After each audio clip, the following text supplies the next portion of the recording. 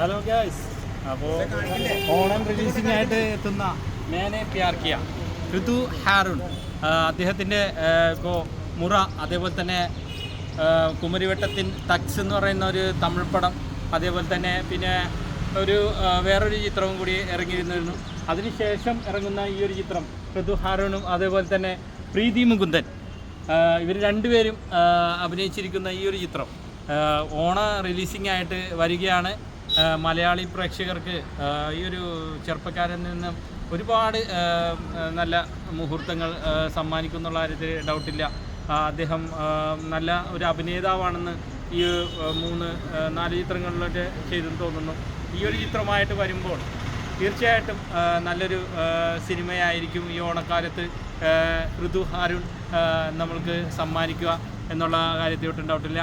ഇതിൻ്റെ ഡയറക്ഷൻ അതേപോലെ തന്നെ തിരക്കഥ ഫസലുദ്ദീൻ എന്ന് പറയുന്ന അദ്ദേഹമാണ്.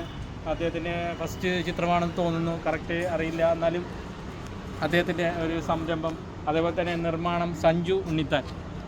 തീർച്ചയായിട്ടും സിനിമയുടെ നെടുന്തൂണിൽ ഒന്നാണ് സംവിധായകനെ പോലെ തന്നെ നിർമ്മാണം.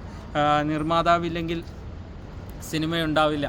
അപ്പോൾ അങ്ങനെ ഈ ഒരു അവസരത്തിൽ ഓണം പോലുള്ള ഒരു ഫെസ്റ്റിവൽ, മലയാളികളുടെ ഇഷ്ടപ്പെടുന്ന ഒരു ഓണ ആഘോഷ ചിത്രമായിട്ട് മേനെ പ്യാർ കിയ വരുമ്പോൾ ഒരുപാട് മുഹൂർത്തങ്ങൾ ഉണ്ടാവും എന്നുള്ള കാര്യത്തിൽ ഒട്ടും ഡൗട്ടില്ല.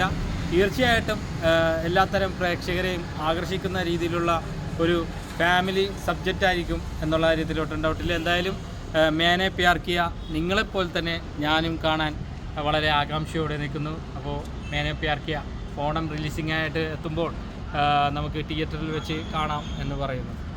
Thank you.